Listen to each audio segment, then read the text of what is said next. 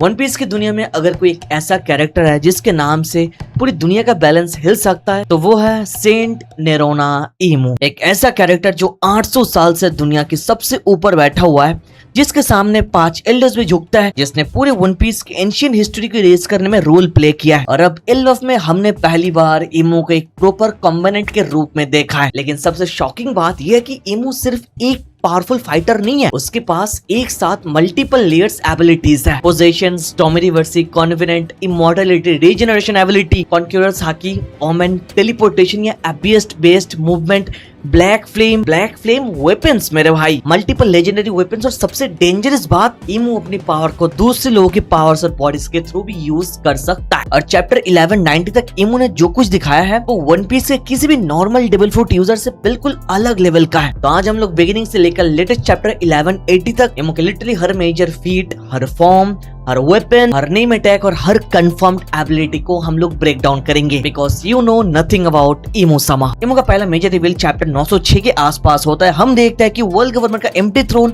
जो ऑफिशियल किसी एक रूलर का थ्रोन नहीं होना चाहिए, उस पर सीक्रेटली एक पर्सन बैठा हुआ है और वो है इमू समा। बाद में पता चलता है कि 5 एल्डर्स भी इमू का डायरेक्ट सर्वेंट्स है, यानी वर्ल्ड गवर्नमेंट जो पब्लिक स्ट्रक्चर है वो एक्चुअल पर स्ट्रक्चर नहीं है। एक्चुअल सिनेरियो कुछ इस तरह है कि world government, 5 elders, gods knights और सबसे ऊपर इमू समा। ये अपने आप में एक ह्यूज फीट है, क्योंकि 800 साल से दुनिया का पॉलिटिकल सिस्टम इनडायरेक्टली इमू के कंट्रोल में रहा। फिर चैप्टर 1060 में इमू के सबसे डिस्ट्रक्टिव फीट में से एक आती है हमारे सामने, जब इमू ने लुलुशिया किंगडम जैसे एक मैसिव आइलैंड को मैप से इरेज कर दिया।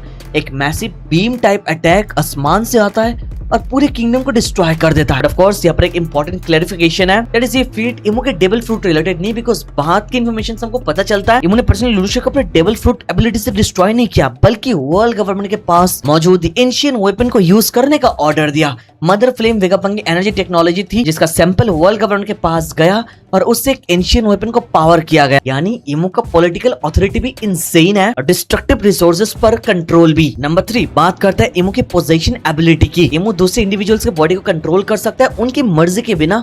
एंड सबसे बिगेस्ट एग्जांपल हमारे सामने है गानको। चैप्टर 1149 में गानको को इमू रिमोटली पोजेस करता है। इमू उसके बॉडी के थ्रू कम्युनिकेट करता है और उसके बाद गानको की बॉडी पर इमू के कैरेक्टरिस्टिक आइज अपीयर होता है। यानी इमू सिर्फ फिजिकली किसी को कंट्रोल नहीं करता, वो अपने कॉन्शियसनेस और प्रेजेंट को दूसरे बॉडी में प्रोजेक्ट कर सकता है। और एल्बम में हमने इसका नेक्स्ट लेवल देखा। इमू ने गानको के बॉडी को प्रैक्टिकली अपने टेम्पररी कॉम्बैट वेसल बना लिया। और ऐसे ही तो इमू ने एल्बम में एंट्री ली थी, राइट। ये तो हो गई पोजीशन वाली बात। और नंबर 4 में इसका एक अपग्रेड वाला वर्जन है, दैट इज इमू पोजीशन के साथ मैरिज में बैठ के यहाँ पर अपने अटैक्स यूज कर सकता है, जो सैटर्न के केस में हमने क्लियरली देख के रखा है। वो सैटर्न के साथ मर्ज होता है और उससे एक डिफरेंट फॉर्म बन जाता है, स्पाइडर विद इमू, जिससे वो अपने एबिलिटी यूज कर पाता है और उसको मरने का कोई डर भी नहीं होता। इस सिनेरियो गॉड वैली के फ्लैशबैक के साथ हम लोगों ने ब्रुक के फ्लैशबैक में मार्स के साथ होते हुए देखा, लाइक उसके साथ भी मर्ज हुआ था मेरे भाई। यहाँ पर बस इमू की फीट शुरू होता है, बिकॉज नंबर 5 में आता है इमू का one of the broken feat, that is डोमिनिवर्सी। इस पावर का नाम ही इंडिकेट कर रही है किसी को रिवर्स या करप्ट करने वाली एबिलिटी है। इमू किसी टारगेट को अपने डार्क पावर से पियर्स करता है और उसके बाद आगे उसको एक कॉन्ट्रैक्ट और ट्रांसफॉर्मेशन के थ्रू लेकर जाता है अपनी मर्जी से, जिससे वो पर्टिकुलर कैरेक्टर से कंट्रोल में आ जाता है। और एल्बम में इसका सबसे बड़ा एग्जांपल टॉरी एंड ब्रॉगी को देखा हमने। इमू ने उन्हें नए किंग्स बनाने का ऑफर दिया, लेकिन एक्चुअली में उन्हें अपने डिमोनिक सर्वेंट में कन्वर्ट कर दिया। उनकी body giant demon like form में ट्रांसफॉर्म हो गई, उनकी स्ट्रेंथ ट्रेमेंडसली इंक्रीज हुई और सबसे इंपॉर्टेंट उन्हें अननेचुरल इमॉर्टलिटी भी मिल गई। चैप्टर 1150 में इमू ने डॉरी, ब्रॉगी और मल्टीपल जायंट्स, पायरेट्स, वॉरियर को डोमिनिवर्सी के थ्रू डिमोनाइज सर्वेंट में कन्वर्ट किया।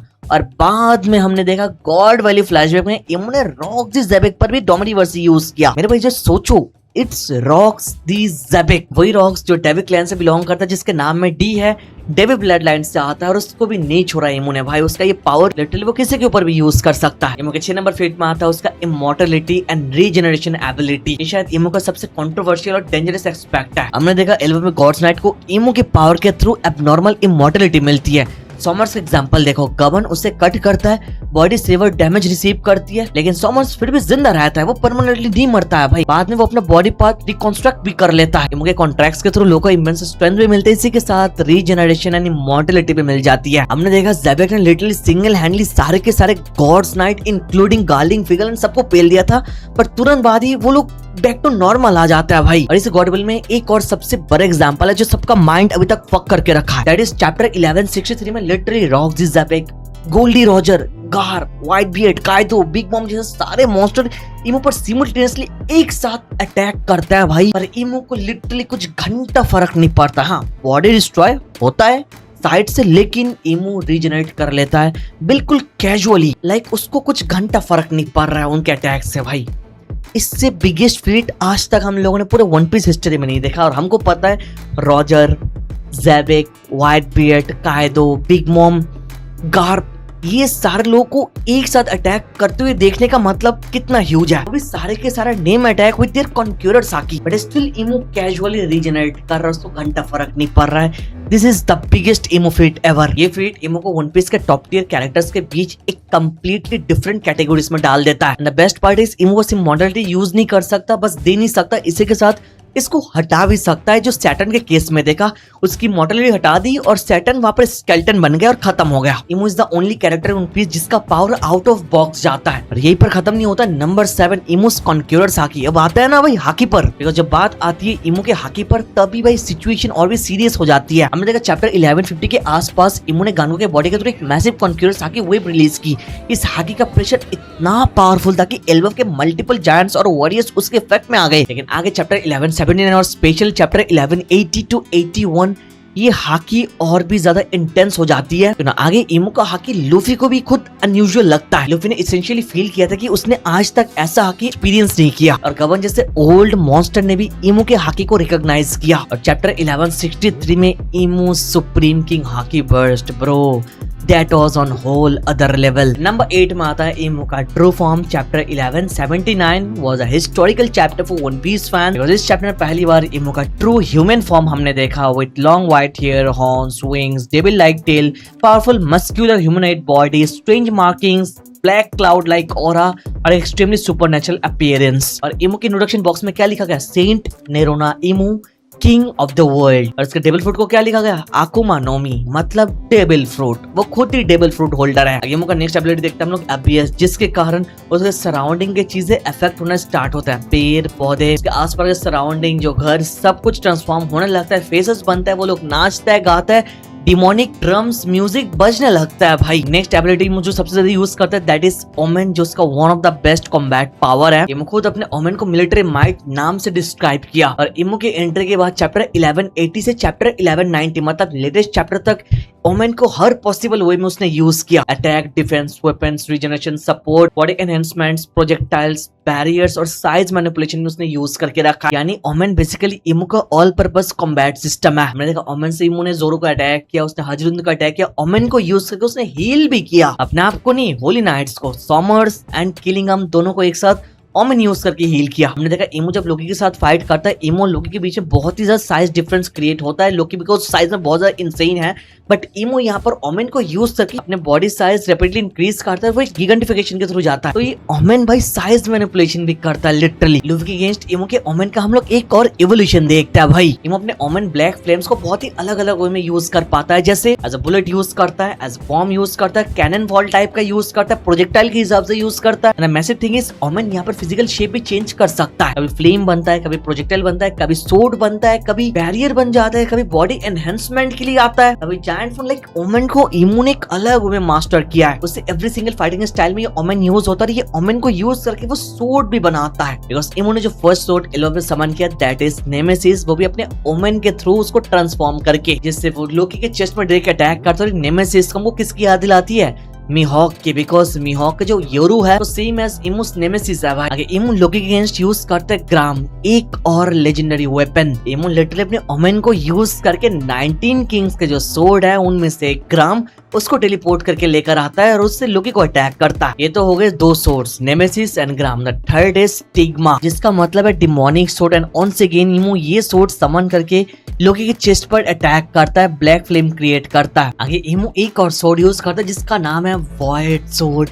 और इसी सोर्ड के साथ लूफी को पहली बार स्टेप करता है, जिससे लूफी बहुत ही ज्यादा ब्लीडिंग करता है और मरने के हाल में आ जाता है। फिर इमू यूज करता है एक और सोर्ड जिसका नाम है Fragarach the sword of sea god, और इससे भी ऑन्स अगेन अटैक करता है वो। तो एक और वेपन समन करता है जिसका नाम है Longinus the spear of holy command, और उसको दे देता है किलिंगम को। आगे लूफी को फाइनल ब्लो देने के लिए एक और वेपन समन करता है जिसका नाम है शिंटियन एक्स, पर इससे फाइनल ब्लो दे इससे पहले तो गबन आता है, बट अगेन ये एक्स भी बहुत खतरनाक है। इसके इफेक्ट से लूफी जहाँ पर पिंड था वो एडम ट्री का ब्रांच अलग अलग हिस्सों में डिवाइड हो जाता है। और इमो का सोर्ड कलेक्शन ये पर खत्म नहीं होता है, वो समन करता है होनेबा में, जिसका मतलब है बोन ईटर, और इससे वो गबन को अटैक करके गबन का एक हाथ काट देता है भाई।